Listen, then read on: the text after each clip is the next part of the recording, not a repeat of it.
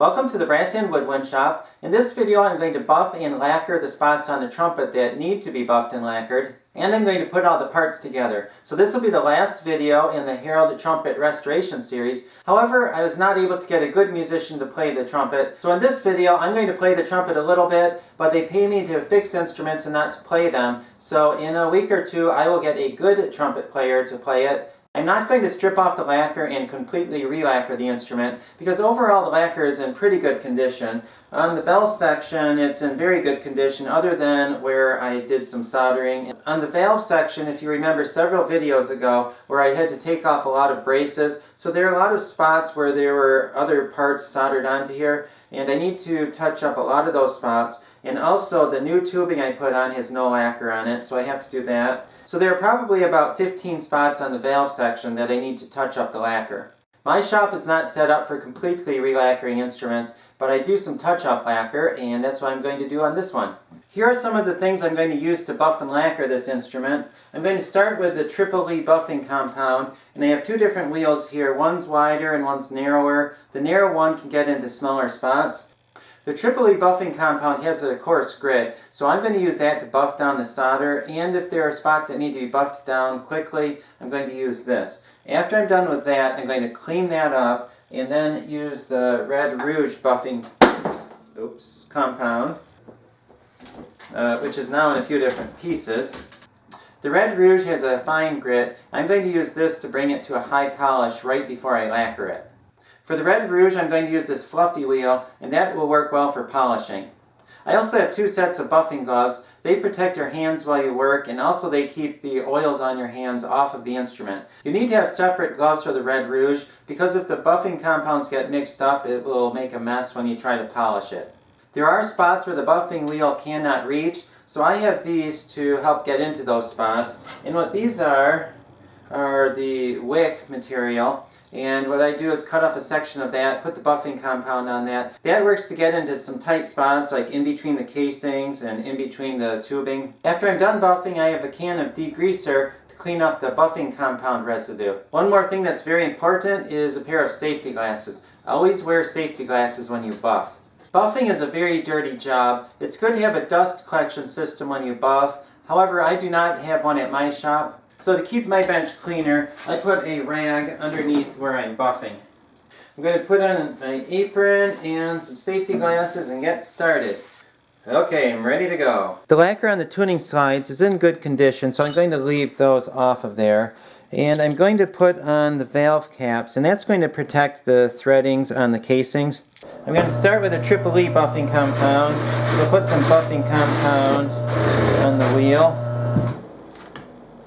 This is the larger wheel, which works well at getting some of the larger areas faster. I'm going to buff the larger areas with this wheel.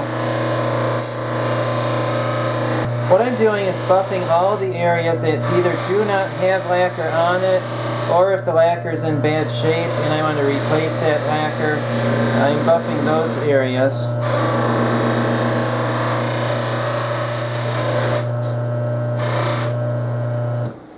This also works well for buffing off solder. Right there you can see that I did not do the best solder job. A little bit of solder got where it was not supposed to, and this buffs it off very quickly. Watch this. Now if I clean up the buffing compound residue, you can see that it is all gone. It only works if there's a very thin layer of solder. If you have a thicker layer or blobs of solder, this does not clean up solder that fast, and it's not even intended to. If the solder is thick, then you need to heat and wipe it off first, and then you can clean up the thin layer very quickly with this wheel. Also right here, it's a very messy solder job, so I'm going to clean that up with this wheel too.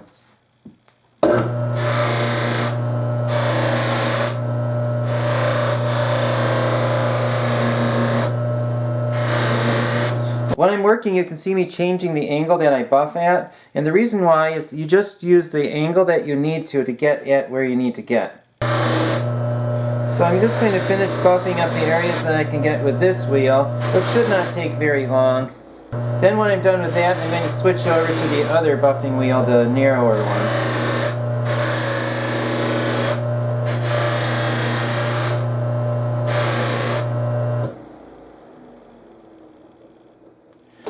Okay, I'm just looking and inspecting what needs to be done right there. Some of the spots I can just get with the red rouge. I don't need to buff them with the triple E. But anything that's turned pink or has solder on it or lacquer that's bad, I need to use the triple E with that.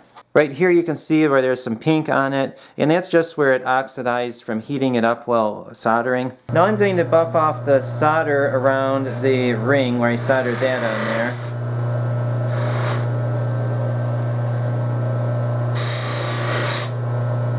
I think I've gotten just about everywhere I can get with the larger wheel. I'm going to take that one off and put on the razor wheel.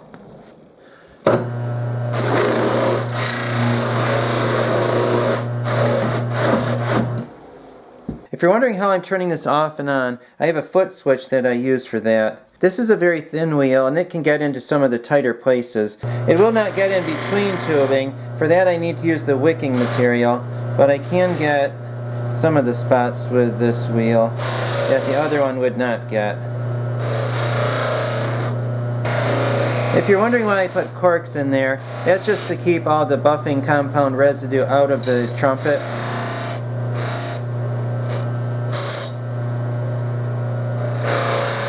I got everything I could get with the triple E buffing wheels. You can see that in between the tubing there's some pink stuff and some green stuff and some white stuff, and that has to all come off. I'm going to use the wicking material to do that.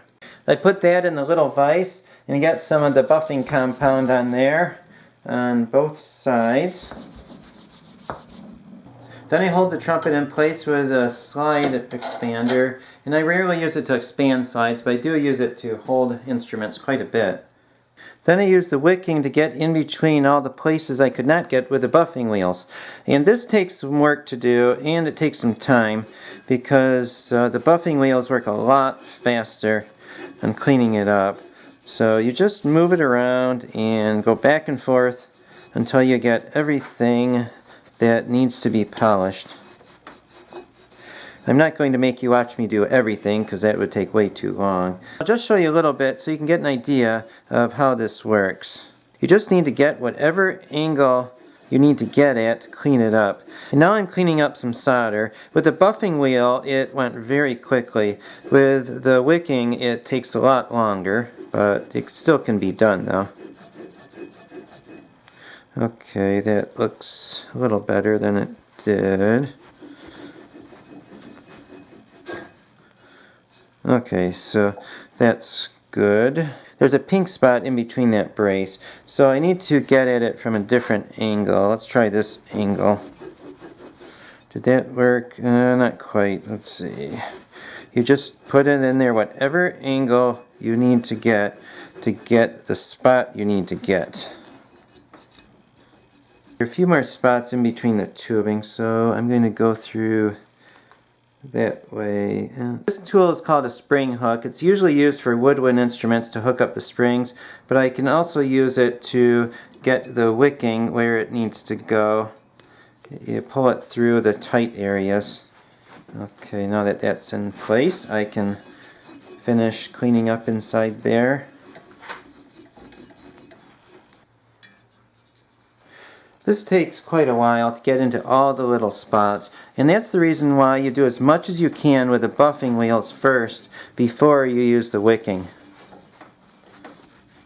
I got the valve section done with the triple E buffing compound. Now I'm going to do the bell section. There's not that much to do on the bell section, so it should not take that long.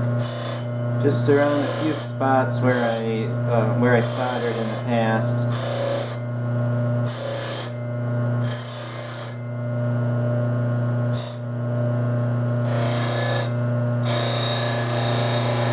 I buffed everything on the bell that needs to be buffed. Now it's time to clean up the buffing compound residue.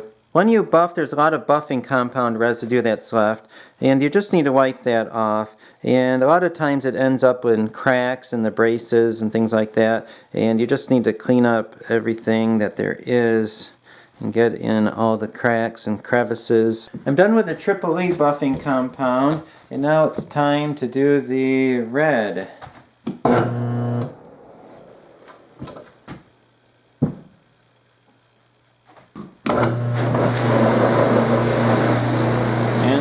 one is the really dusty and messy one.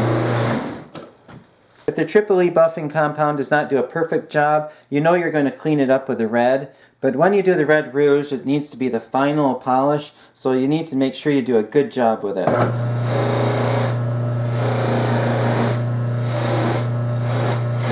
Also use less pressure when you push against the wheel too.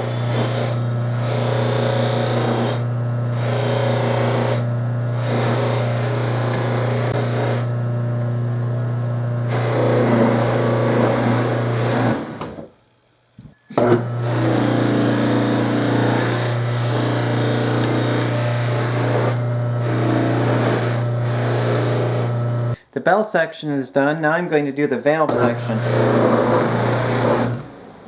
You need to add new buffing compound on quite often when you do this. Probably every minute or two. All band instrument repair technicians have things that they're good at and things that they might not be quite so good at. For me, buffing and lacquering is one of my weak points. When I was in college, I always had problems getting a nice shine on instruments. I could do it, but it took a lot of work, and I was one of the slowest in the class at getting a good polish on an instrument. When I finish a buffing and lacquering project, I'm usually not overly happy with how it turns out. I mean, it turns out okay, but it's not like a really good, high-quality job, which I always try to work on, but for whatever reason, I just seem to not be quite as good at that as other people are.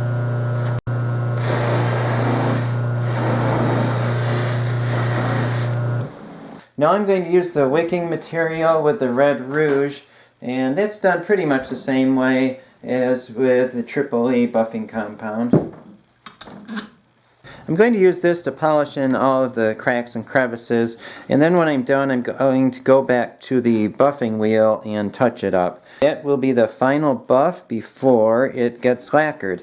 And once you put lacquer on it, that's what you end up with. You can't change the polish of an instrument after you've lacquered it, unless you want to buff off the lacquer and start over.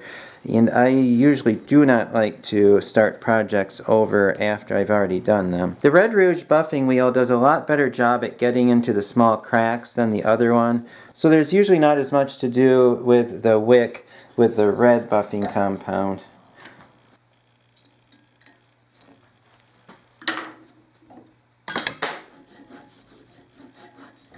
I'm back at the buffing wheel, and I'm going to touch it up again, because when you use the wick material, sometimes the buffing compound moves around and it messes up what you've already done. So I'm just going to touch this up real quick, wherever I need to put lacquer.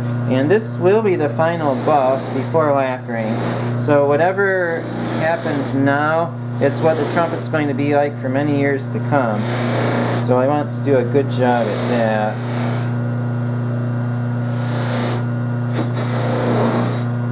The buffing compound leaves a thin layer of greasy residue on there. So what I'm doing is using the degreaser to clean off the buffing compound, the red buffing compound. At this point I cannot touch it, because if I touch it, it's going to leave fingerprints, and anything I do now, it's going to go underneath the lacquer. And then that's going to show up underneath the lacquer. So at this point I cannot touch it. Whatever I clean, I cannot touch. So I'm just cleaning out all the cracks, in between the cracks and crevices on this thing. It's going to take a few minutes. As soon as it's done, I'm going to lacquer it. And I'm just going to do the valve section first and then the bell section, because you don't have a lot of time in between the time you clean it up and that the air starts getting at it and it starts to tarnish again. It just takes a few minutes for that to happen. So I'm going to lacquer it as soon as I can. I'm not touching it, I'm just holding it with the slide expander. And also I left the corks in there and the tape on the valve caps. The reason why is I do not want to get any lacquer inside the casings. If I do that, it's going to make a lot of extra work for myself to make the valves work when I'm done. I don't want to do that. I got it cleaned, I got all the buffing compound residue off of there, and it's ready to lacquer. And I'm going to do that outside. Shake the can really good, and then what you do is you spray this like that. You want to get it from every angle, and you move it across. You don't stay at one area and spray it for very long.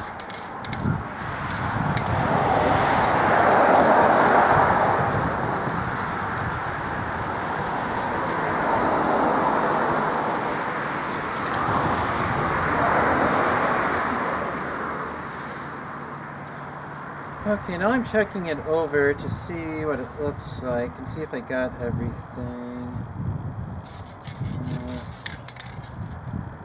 I think I got everything, so I'm going to take this inside now and let it dry. I'm going to let the valve section dry for about 10 minutes, and while that dries, I'm going to work on the bell section. And you're probably wondering, why am I touching this? Well, that's because I'm not going to lacquer below here, so I can touch this and I don't need to worry about getting fingerprints on that section. I am just lacquering from about here to here. If you're wondering why I went outside to use the lacquer, that's because the stuff is very strong smelling, and some people have a reaction to it. I don't. I can smell it and it doesn't really bother me that much. One time when I was working at a music store many years ago, I sprayed just a tiny bit of lacquer, just like a couple second shot of lacquer inside, and then within a few seconds a kid came out of the lesson room, and the lesson rooms were probably like 20 feet away from the shop, and he had a headache from just one little tiny spray of lacquer coming from another room. And then I felt really bad about that, but at that point there's not a lot I could do other than be careful next time. Now I'm going to spray this bell section.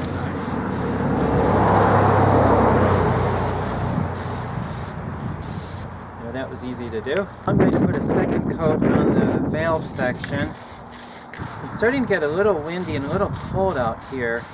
Usually you want to lacquer when it's a little warmer, but it is what it is, and I want to get the job done, so I'm doing it, even though it's a little cold. Okay, I think that looks good. The bell section is dried, so I'm going to give that a second coat.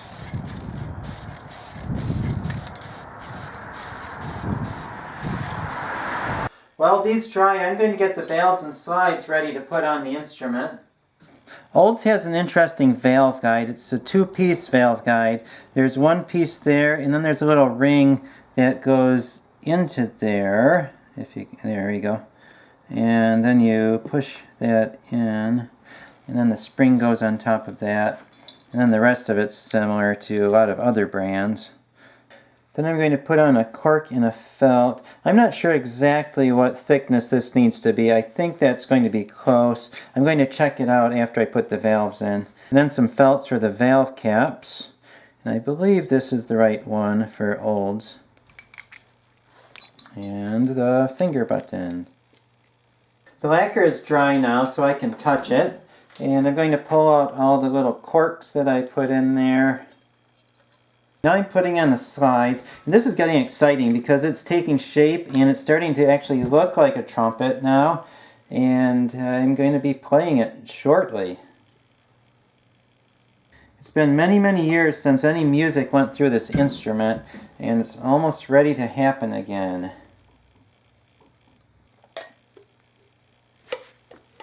Now the valves. This is even getting more exciting now. Put the second valve in, and then I'll check it and see if the valve height is right.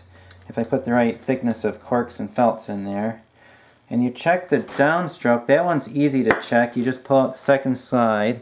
Then you look through the tubes as you're pushing it down and see if they line up. And those ones do line up, so the felt on the top is good. Now I need to check the felts inside, and that's a little harder, but still not that hard to do. I have the tiny little mirror at the end of a rod, and I put that into the first valve, and then I look down the first valve as I'm pushing down the second valve. And then I see how it lines up. Let's see how that is. And that one looks good too. So that is good. So I can just leave the felts like they are. Okay, this is exciting. It's going together. There it is. A Herald Trumpet. There's always one piece you need to play in a Herald Trumpet.